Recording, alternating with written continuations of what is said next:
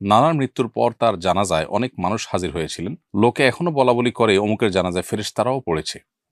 আমার জানার বিষয় হলো, কোনো মানুষের জানাজা কি ফেরেশতারা পড়ে? আর জানাজা লোক বেশি হওয়া কি লোকটি জান্নাতি হওয়ার আলামত? প্রিয় দর্শক, আপনার প্রশ্নের উত্তর হলো, জানাজায় ফেরেশতারাও কখনো কখনো উপস্থিত হয়। এটি প্রিয় নবী সাল্লাল্লাহু আলাইহি ওয়াসাল্লাম থেকে একটি হাদিস বর্ণিত হয়েছে। যে হাদিসটি সূরা নাসাইতে বর্ণিত হয়েছে, সেই হাদিসের আলোকে বোঝা যায় এবং প্রমাণিত হয়। হাদিসটি সাহাবা রাদিয়াল্লাহু তাআলা বর্ণনা করেছেন যে নবী করিম সাল্লাল্লাহু আলাইহি ওয়াসাল্লাম একটি জানাজায় যাওয়ার সময় তাকে যখন বাহনে চড়তে বলা হলো, তিনি অস্বীকার করলেন এবং জানাজা পড়ে ফেরার সময় তিনি বাহনে ঠিকই চড়লেন। যখন তাকে জিজ্ঞাসা করা হলো যে আপনি প্রথমে বাহনে কেন চড়তে চাননি, তিনি তখন বললেন, এই জানাজা বিপুল পরিমাণ ফেরেশতারা উপস্থিত হয়েছেন এবং সমস্ত শূন্য জায়গাগুলো ফেরেশতায় পরিপূর্ণ ছিল, এজন্য আমি বাহনে চড়তে চাইনি। এ হাদিস থেকে পরিষ্কারভাবে বোঝা গেল যে জানাজায় ফেরেশতা উপস্থিত হতে পারে। মানুষের জানাজায় ফেরেশতা উপস্থিত হওয়াটা এটি অস্বাভাবিক কোনো বিষয় নয়। তবে প্রত্যেক মুসলমানের জানাজাতেই যে ফেরেশতারা উপস্থিত হয় এমনটি কিন্তু হাদিস থেকে বোঝা যায় না। এখান থেকে একটি বিশেষ ঘটনায় বোঝা যায়। অতএব বিশেষ কোনো ব্যক্তির ক্ষেত্রে তার মর্যাদা, আল্লাহর কাছে তার সম্মানের খাতিরে ফেরেশতারা তার জানাজায় শামিল হতে পারেন। সেই সাথে আরেকটি বিষয় এখানে উল্লেখ করার মতো, সেটি হলো নবী করিম সাল্লাল্লাহু আলাইহি ওয়াসাল্লাম যে বাহনে চড়েননি, অথচ সাধারণ মানুষ তো অনেকে হয়তো বাহনে এসেছেন, তাহলে তাদের কি হবে? উত্তর হলো যে নবী করিম সাল্লাল্লাহু আলাইহি ওয়াসাল্লাম যেখানে তাকে আল্লাহ তাআলা ওহীর মাধ্যমে জানিয়েছেন বা তিনি তার সামনে আল্লাহ তাআলা বিষয়টাকে স্পষ্ট করেছেন, তিনি দেখতে পেয়েছেন, সেজন্য তিনি বাহনে চড়েননি। অন্যদের বেলায় যেহেতু এটি প্রযোজ্য নয়, অতএব তাদের বাহনে চড়লে অসুবিধা তাদের জন্য ছিল না। আর এই হাদিসের আলোকে বোঝা গেল যে আপনার নানার জানাজায় বিপুল পরিমাণ মানুষ হলে সেখানে কিছু ফেরেশতাও থেকে থাকতে পারেন। ফেরেশতা জানাজা উপস্থিত হলে তার দুটি রূপ হতে পারে। একটি হলো ফেরেশতাকে আল্লাহ রাব্বুল আলামিন জিনের মতো যেকোনো আকৃতি ধারণ করবার ক্ষমতা দিয়েছেন।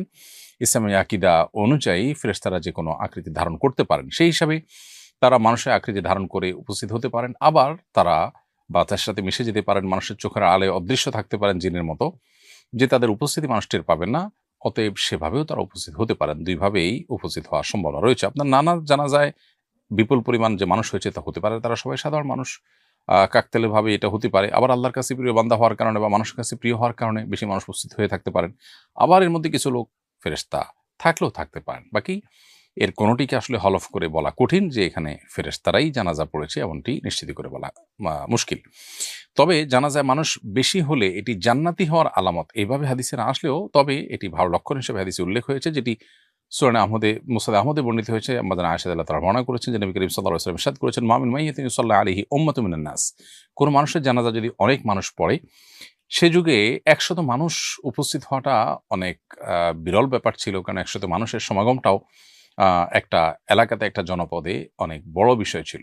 তো সেই ফিগারটা উল্লেখ করে আমাদের আয়েশা বর্ণিত হাদিসে নবী সাল্লাল্লাহু আলাইহি ওয়াসাল্লাম বলেছেন যে এরকম অনেক মানুষ উপস্থিত হয়ে, ১০০ মানুষ উপস্থিত হয়ে যদি তার জন্য সুপারিশ করে, তাদের সুপারিশ গ্রহণ করা হয়। তার মানে বেশি মানুষ মুসলমানদের জানাজাতে শামিল হলে কোনো ব্যক্তির, সেটি তার পক্ষে আল্লাহ তাআলার দরবারে যে সুপারিশ করা হয় সেটি কবুল হওয়ার লক্ষণ বা আলামত। এটি সৌভাগ্যবান মানুষের একটি চিহ্ন বলা যেতে পারে। তবে চিহ্ন বা আলামত দিয়েই সবসময় মানুষের চূড়ান্ত ফায়সালা করা যায় না। আমরা শুধুমাত্র সুধারণা করতে পারি। এরপরে প্রশ্ন হলো, মোজার উপরে মাসা করার বিধান জানতে চাই। কি ধরনের মোজার উপরে মাসা করা যাবে? একবার মোজা পরে কতদিন মাসা করা যাবে? এর উত্তর হলো যে মোজার উপরে মাসা করার এই বিধানটি আহলুস সুন্নাহ জামাতের একটি আলামত।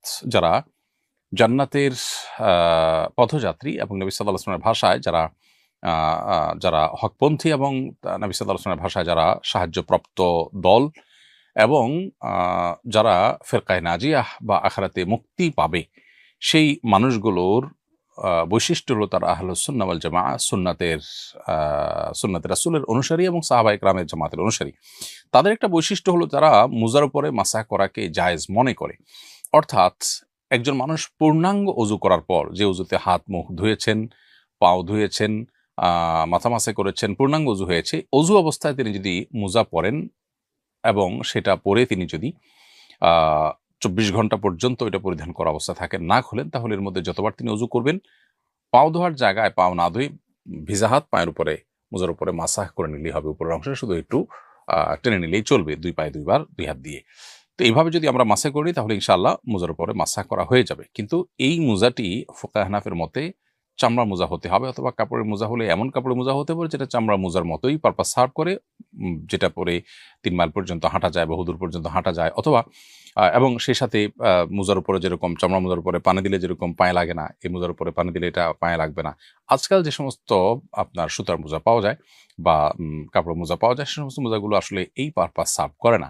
এই জন্য ফোকা হানাফের মতে এই মোজার উপর মাসা করা চলবে না। যদি এ সম্পর্কে সৌদি আরব উলামা ইকরাম বা হাম্বলি মাযহাবের উলামা ইকরাম তাদের মত ভিন্ন, তারা মনে করেন যে এই মোজাগুলোর উপরে মাসা করা চলবে।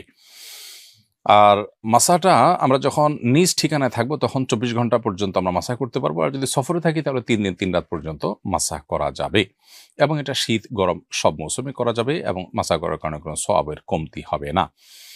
অতএব পবিত্র অবস্থায় মোজা পরার পর আমরা এই মাসা করার সুবিধাটা পাবো, এবং এটার মেয়াদ শেষ হয়ে গেলে আবার মোজা খুলে পূর্ণাঙ্গ উজু করে আবার আমরা চাইলে মোজা পরে তার উপরে যতবার উজু করবো মাসা করে নিলে চলবে পায়ে ধোয়ার পরিবর্তে।